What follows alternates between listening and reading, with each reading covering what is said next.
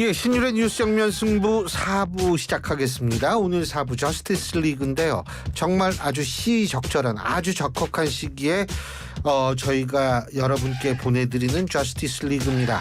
자, 오늘 변호사 두 분과 함께 오늘 있었던 탄핵 기각 결정이라는 것이 과연 어떤 의미인지 아주 상세히 전해드리겠습니다. 지금 스튜디오에 두 분 나와 계신데요. 한 분씩 소개해드리겠습니다. 먼저 윤기찬 변호사 나와 계십니다. 안녕하십니까? 네, 안녕하십니까? 예, 설주환 변호사님이십니다. 예, 어서 오십시오. 안녕하세요. 예. 이 나이 순서 맞죠? 윤기찬 변호사님이 좀 많이 위시죠? 네, 그죠? 그렇습니다. 예? 한참 형님이시죠. 그죠? 예. 아니 저는 원래 나이 순서로 소개를 해드리는데. 한참은 이제 아닌가요? 이 역에서 저 역까지가 한참인데. 오늘 날씨 더운데 갑자기 추워지네. 아유, 원래 한참의 의미가 그거잖아요. 맞아요. 이야, 근데 오늘 지금 탄핵 심판 최재해 감사원장 그리고 이창수 서울중앙지검장을 비롯한 검사 세 분에 대한 탄핵 심판 결론 전원일치 기각이 됐는데, 자, 단도직입적으로 윤석열 대통령 탄핵과 자꾸 연결시켜서 얘기하는데 어떻게 생각하십니까? 저는 일단 두 가지가 보이는데, 첫 번째는 어쨌든 줄탄핵을 했잖아요. 근데 줄기각이라는 용어를 쓰잖아요. 근데 지금 탄핵 기각된 그분들이 맡은 업무를 보면, 예. 감사원장은 어쨌든 그 정책 감사나 아니면 직무 감찰, 기관 감사 이렇게 주로 전 정부를 감사를 하게 되죠. 그러니까 전 정부에 대한 감사를 막기 위해서 요건도 충족하지 않은 탄핵을 했다, 이런 논리가 일단은 쓰는 거고, 그다음에 해당 검사 세 분의 경우에도 실제 이재명 대표의 중요한 사건에 공소유지하는 그 부처예요. 그리고 봉투 관련 사건을 수사하는 해당 반부패 부장. 그러니까 누가 보더라도 이게 뭔가 내 편 아닌 사람들을 탄핵했다, 그래서 수사를 막았다, 이런 또 그 의혹이 힘을 실리는 부분이고, 이전에 이제 거슬러 올라간다면 이준석 방통위원장의 경우에도 마찬가지로 방통위 업무의 하나인 모 방송사의 뭐 경영진을 바꾸는, 주주를 바꾸는 이런 부분들을 막기 위해서 탄핵했다, 여기에 또 힘이 실리는. 더군다나 이번에는 이제 8대 0이라는 것은 별개 의견이 이제 세 분이 나왔지만 실제로다가는 아무 의미가 없는 의견이라고 보면, 제 개인적인 생각입니다만은, 이거는 누구나 다 승복할 수밖에 없는 요건이 안 되는 탄핵이었다라는 것을 스스로 입증한 것이어서, 사실 이제 대통령 입장에서 보면 내가 비상경을 한 이유는 국정 마비를 초래한 국회 때문이었다, 뭐 이런 주장하고 계시잖아요.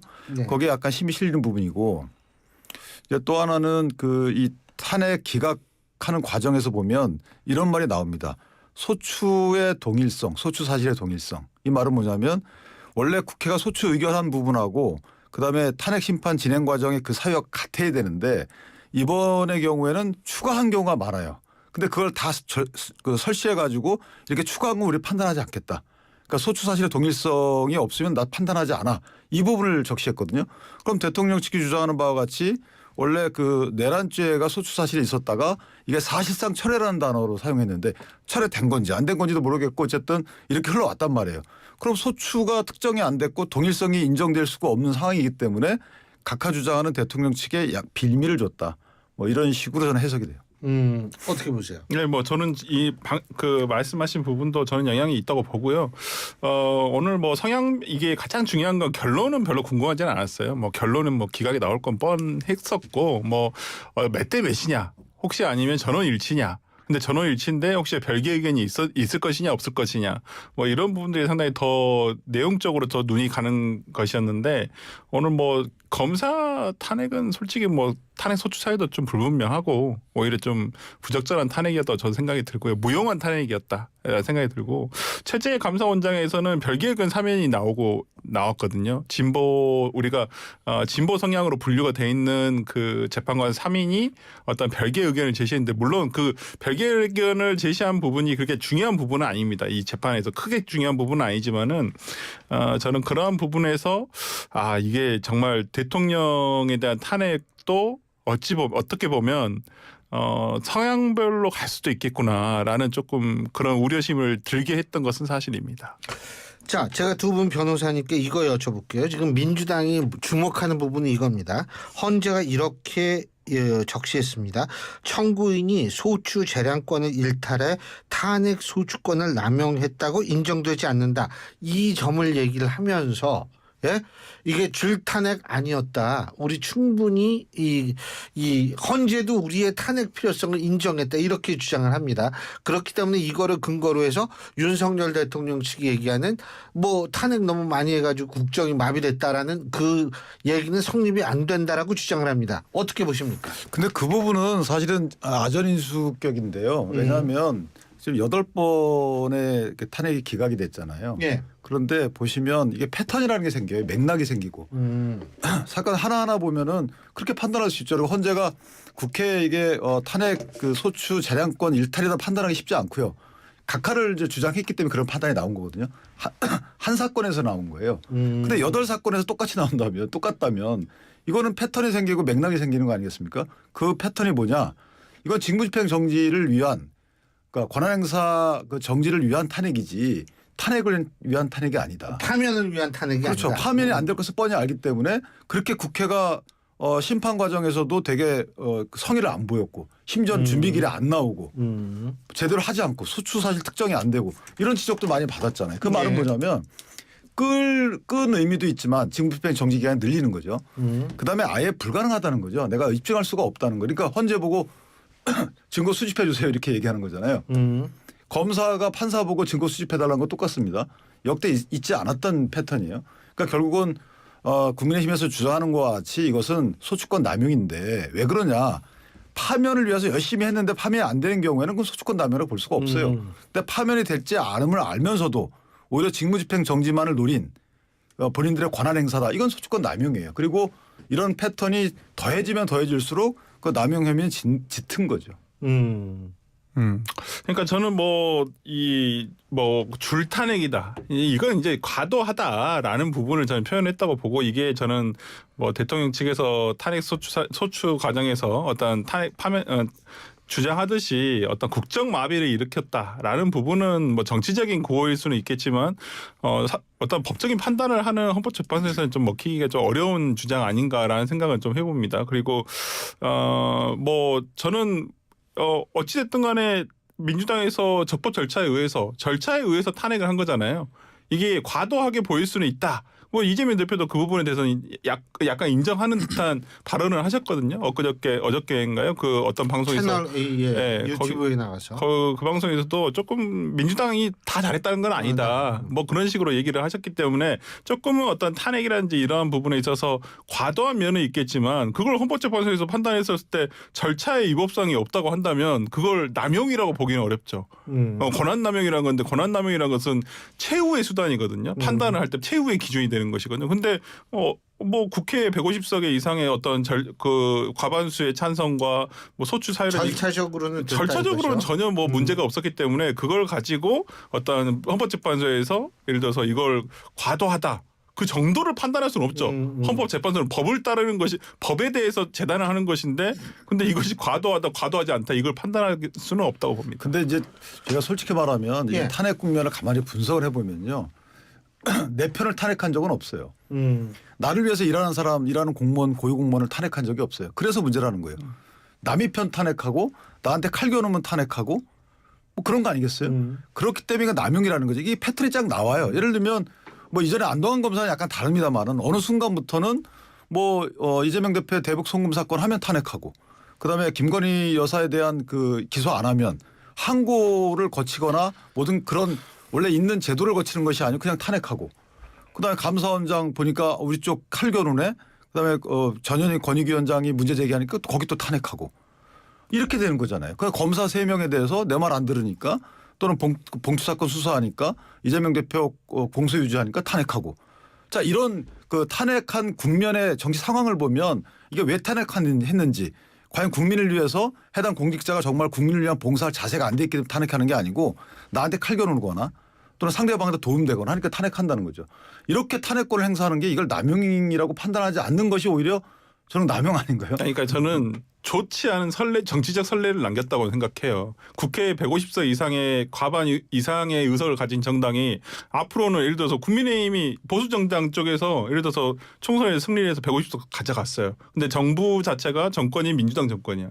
그러면 진짜 안 좋은 선례가 나와버린 거죠. 그래서 탄핵 계속 추진하는 거예요. 그러면 거기에 대해서 민주당 쪽에 정권을 가지고 있더라고 하더라도 말을 할 수가 없는 거예요. 과거에 똑같이 했었기 때문에 저도 인정합니다. 저는 이상민 장관에 대한 탄핵은 필요했다고 보여요.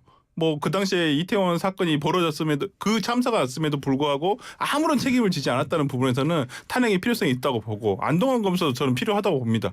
그러니까 지금 어찌 보면 탄핵이라는 것은 어떤 비위가 형사 사건화돼서 어느 정도 그게 드러났었을 때 추진을 하는 것이 오히려 탄핵 심판에 있어서 결론이 나올 수가 있는데 안동환 검사 사건처럼 그리고 지금 손준성 검사 사건은 아예 지금 정지가 돼 있잖아요. 형사 사건의 결론을 보고하겠다고 했기 때문에 근데 1심에서 유죄가 나왔는데 2심에서 무죄가 나와버렸단 말이에요. 이제 3심 대법원에 가 있는데 이제 그 결과까지 보고 이제 탄핵을 더 이제 계속 진행을 하겠다라는 부분이 있어서 그러니까 탄핵 재판이라는 것이 뭐 윤석열 대통령에 대한 탄핵을 제외하고 어떤 나머지 공직자에 대한 탄핵들이 형사 사건화 됐었을 때 좀 탄핵의 실효성이 있지 않을까라는 생각이 좀 들어서 이 부분은 앞으로 이제 국회 차원에서 탄핵을 소추하는 국회 차원에서도 조금 이런 사례들을 좀 앞으로는 A시를 삼아서 기준을 좀 정해야 되지 않을까라는 생각을 합니다. 네, 하나 더 하면은 사실은 이제 이 탄핵 그 소추 발의하고 그다음에 이 조사 절차 회부하고 그다음에 의결하고 하는 절차를 보면 뭐 이해할 수가 없어요. 예를 들면 원래 탄핵 발의를 하게 되면 이제 증거가 없으니까 언론 기사만 증거로 첨부할 수는 없잖아요. 사실관계 확정을 위해서 보통은 법사위에 회부를 해요. 조사를 해 주십시오라고 해서 그래서 조사를 쭉 해가지고 나온 결과를 토대로 해서 이걸 의결할지 말지 정하는 거. 이게 일반적인 절차예요. 그런데 이렇게 안 하죠. 대부분 안 해버렸어요. 그냥 탄핵합니다. 의결해버려요. 하는 경우는 뭔가 영향을 미치고 싶을 때 하죠. 유아용 부지사와 관련된 쌍방울 관련돼서는 또 이게 회부했어요. 그 모 검사의 경우에는 조사 절차 회부해서 청문회를 또 합니다. 그래놓고 아직 탄핵 결의를 안 해요. 이렇게 내가 원하는 어떤 목적을 위해서 이 절차를 남용한 거나 아니면 오용해 온 것이지 과연 진짜 국민을 위해서 이 공무원이 그 직에 있으면 안 되겠다 싶어서 탄핵을 한 거는 저는 아니라고 봐요. 자, 제가 여쭤보고 싶은 게 있어요. 뭐냐면 예전에는 뭐 헌법재판소가 대통령 탄핵 심판을 최우선하겠다 이렇게 얘기를 했는데 지금 먼저 이걸 발표를 했고 그러고 사실 그 옛날에 민주당 분들이 나와서 저희 프로그램 얘기할 때는 뭐냐면 아유 2월 말이면 나와요. 근데 2월 말이 지났어요. 3월 중순이 됐습니다. 제가 볼 때 오늘까지 이번 주 넘어가는 거죠. 자, 다음 주로 가는 건데 이게 일단 이렇게 재판이 예상보다 늦게 나오는 것 좋게 보면 헌법재판소가 상당히 신중을 기한다 뭐 이런 얘기를 할 수도 있는데 어떻게 보세요? 이 상황. 아니, 저는 사실관계 확정에 시간이 조금 소요되는 것 같습니다. 왜 그러냐면 사실관계를 그냥 단순히 2024년 12월 3일 날 밤 10시 30분에 계엄령이 선포되었고 군대가 국회에 도착했고 유리창이 깨졌고 이렇게 쓸 수는 없잖아요. 이 모든 정황 증거를 다 써야 한단 말이에요. 사실관계라는 우리가 판결문을 쓸 때 사실관계를 적시를 합니다. 그걸 정리를 해줘야 돼요. 근데 지금 검찰에서 수사기관에서 넘어간 수사기록도 7만 페이지예요. 그걸 다 어떻게 볼 수는 없겠지. 다 보겠죠. 일단은 다 보겠고 그런 것들도 그 안에 혹시나 잘못된 예를 들어서 공수처에서 생성된 문건이 있을지도 모르니까 그런 것도 다시 이것을 어떻게 할 것인지 채택을 할 것인지 안 할 것인지 이런 사실관계 확정 때문에 시간이 더 오래 걸린다고 저는 생각을 하거든요. 그렇기 때문에 지금 뭐 편결을 할 수 있는 상황은 저는 아니라고 봅니다. 이게 사실관계에 대한 확정이 조금 더 시간이 더 많이 소요된다고 생각을 하고요.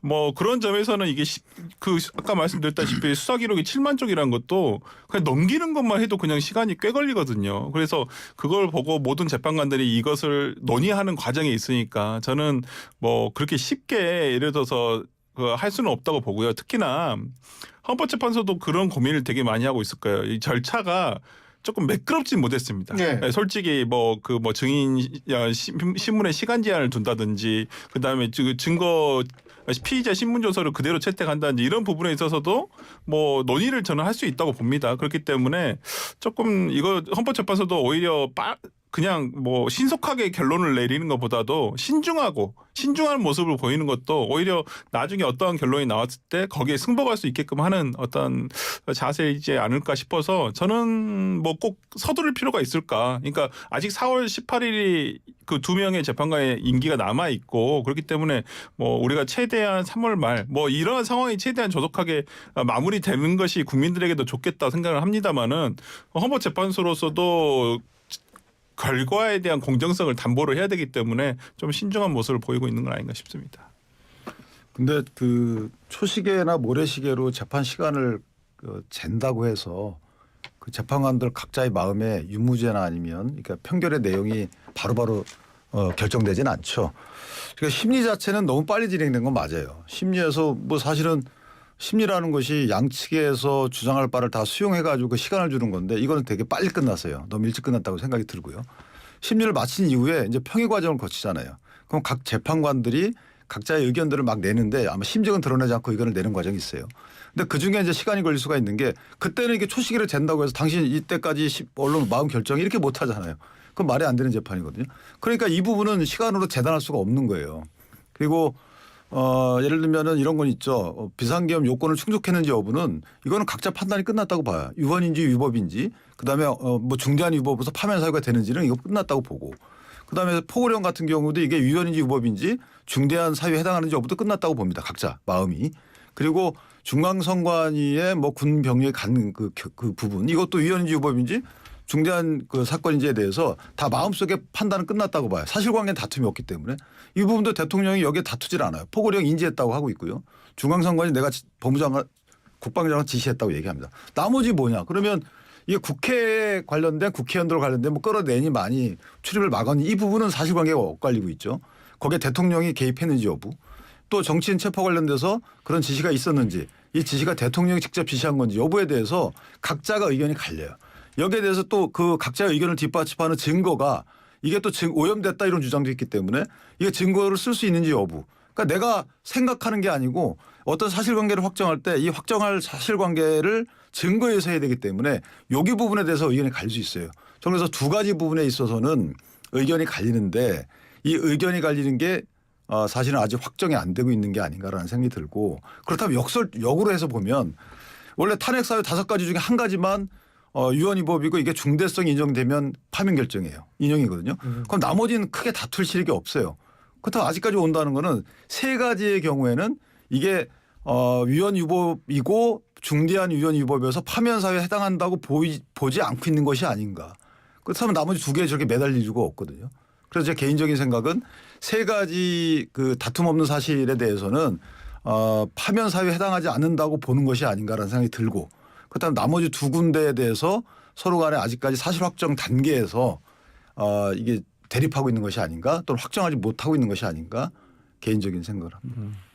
그 대립을 한다라는 거는 결국은 근데 이게 지금 8명이잖아요. 헌법재판관. 8명 중에 6명만 인용을 한다면 그게 인용이 되는 거 아니에요. 네, 그죠? 네. 그런데 이제 그 숫자 뭐 꼭 만장일치가 돼야 되는 건 아니잖아요. 그 법에도 없어요. 법에도 없잖아요. 없고 그렇게 예. 하라는 것도 없습니다. 예. 네. 그런데 아니 뭐 민주당 쪽에서는 뭐 8대 0이다 뭐 이런 식으로 얘기를 하는데 글쎄요. 어떻게 보세요? 저는 8대 0으로 가는 게 오히려 뭐 좋다는 얘기도 있고 저는 그렇게 바른 방향인지는 모르겠어요. 그리고 뭐 과거 선례에 비추어서 박근혜 대통령 때도 뭐 이견이 있었지만은 어떤 국론 분열을 조금 걱정해서 오히려 전원일체의 결론으로 가는 게 낫지 않겠냐라고 하는 뭐 보도도 나왔었으니까 뭐 근데 그게 정확한지는 모르겠습니다만은 뭐 저는 8대 0이 된다 해서 국론이 분열 안 될까요? 저는 뭐 어떤 결론이 나오더라도 그러니까 저는 결론에 있어서 꼭 8대 전원 일치가 무조건적으로 좋은가라는 부분은 조금 저는 개인적으로 변호사로서는 의구심이 좀 있어요. 그러니까 법리적으로는 아니 뭐 그 우리가 헌법재판소를 구성하는 데 있어서 상권 분립과 그다음에 거기에 정치적 성향을 다 고려해가지고 다 선발을 하는 거잖아요. 그 임명을 하는 것이고 추천을 하는 것이고. 근데 거기에 본인이 어떤 법과 본인의 성향이라든지 이런 부분 등을 감안을 해서 결정을 하는 것인데 무조건 8대 0이어야 된다. 뭐 이렇게 뭐 그렇게 고려할 수도 있습니다만은 저는 그게 진리라고 보지는 않습니다. 개인적으로는. 근데 그거는 저도 앞뒤가 안 맞는 것이 8대 0으로 지금 의견을 오히려 결론은 났는데 8대 0으로 만들려고 한다. 그러면 이제 뭐 기각이 6이거나 그리고 나머지 인용이 2거나 기각이 7이거나 인용이 1이거나 또는 인용이 7, 6이거나 그다음에 기각이 1, 2거나 이거 이렇게 되잖아요. 네. 근데 이런 시간이 오래 갈 수가 없는 거죠. 왜냐하면 그럼 이거는 안 맞는 거예요. 왜 안 맞냐면 그 시간을 끄는 거잖아요. 뭔가 헌법재판관들의 개인적인 이익을 위해서. 그러니까 이거는 글쎄요 뭐 아주 헌법재판관들 사이가 친밀하거나 크게 차이가 없으면 몰라도 불가능한 얘기 같고 그렇다고 또 5대 3 이것도 이런 결론이 나서 서로 간에 의견 조율이 안 된다. 그래서 오래 간 이것도 아닌 것 같아요. 그냥 가면 된다 이거죠. 그렇죠. 5대 3 왜냐하면 이라도. 노무현 전 대통령 시절에는 5대 3이었어요. 기각 5 그다음에 인용 3 각하 1이었거든요. 그러니까 그대로 되면 그냥 선고하는 거예요. 그렇기 때문에 뭔가 이 사실관계 확정이나 뭔가 하여튼 걸려 있다. 그래서 못 넘어가고 있는 거다라고 보는 것이 맞고 또 하나는 5개 사유 중에 이렇게 순서대로 갈 텐데 그중에 하여튼 다 5개 사유까지 못 갔다. 뭐 이런 게 만든 거죠. 그게 함정인 거고 그 사이에 이제 경론이 벌어질 수 있는 거죠. 그것은 싸운다는 의미가 아니고 각자의 주장을 펼 수 있는 겁니다. 뭐 A라는 증거, 홍장원 씨의 메모는 다 증거를 인정 못해. 그다음에 뭐 곽종근 씨의 뭐 법정에서의 진술하고 다르기 때문에 이런 식으로 뭔가 증거법적인 대립도 할 수 있는 거고 해서 저 부분은 저게 뭐 가치 판단의 대상은 아닌 것 같아요. 헌법재판관들이 나름 소신을 갖고 열심히 본인의 어떤 심증을 형성해 가는 과정이기 때문에 저는 저 부분을 빨리 내라 늦게 내라 할 수는 없는 것 같다고 생각이 듭니다. 근데 제일 중요한 거는 뭐 어떤 결정이 나올지는 우리가 알 수가 없죠. 하지만 최소한도 이 여야 대표들이 만나가지고 말이에요.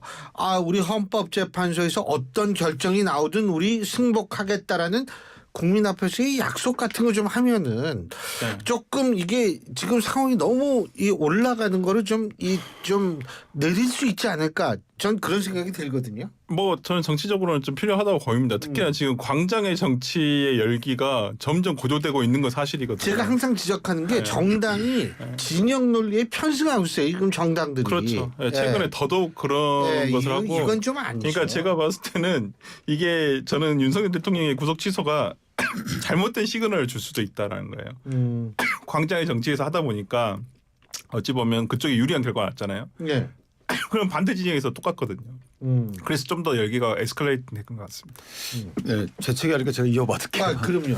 근데 왜냐하면 이게 승복을 안 할 수는 없잖아요. 그러니까 승복하겠다고 표명하는 게 그다음에 그럼 헌재 재판 판결이 부당합니다라고 얘기를 못 한다는 의미잖아요. 그러면 만약에 이게 인용되든 기각이 된다 하더라도 대통령 측에서는 뭐 임기에 연연하지 않겠다 하기 때문에 원래 예정돼 있던 선거보다 빨리 치러질 가능성이 커요. 그럼 선거 때 이 구도를 이용 못 하는 거잖아요. 그건 정치인들한테 요구할 수가 없는 거예요. 저는 정치인들한테 이 재판이 부당하니까 뭐 공격해라 이런 식으로 뭔가 선동하는 걸 하지 말라는 의미지 이것이 부당하기 때문에 부당하다고 얘기하는 걸 하지 말라. 이건 있을 수가 없는 겁니다. 그래야 이게 정치 갈등 구도가 연장이 되는 거고 개헌도 똑같은 거예요. 개헌도 마찬가지로 여기서 예를 들어서 헌재에서 인용되든 기각되든 간에 배경이 됐던 국회의 권한 관련돼서 여러 가지 주장할 수 있는 거죠. 그러니까 이걸 연이어서 본인의 어떤 선거 갈등 구도를 이용하는 것은 정치인들은 당연한 겁니다. 그리고 만약에 재심을 할 수도 있잖아요. 그러니까 이거를 오히려 승복하라고 승복은 당연히 하죠. 할 수밖에 없습니다. 그건 당연한 전제고 이 헌법재판소 재판에 대해서 평가하지 말라. 저는 이거는 정치인들한테 요구하는 것은 맞지 않다고 봐요. 근데 저는 이제 우려하는 것은 이 광장의 열기로서 헌법재판소의 담벼락을 넘겠다는 생각은 안 하셨으면 좋겠어요. 그거는 뭐 하면 안 되는 거고요.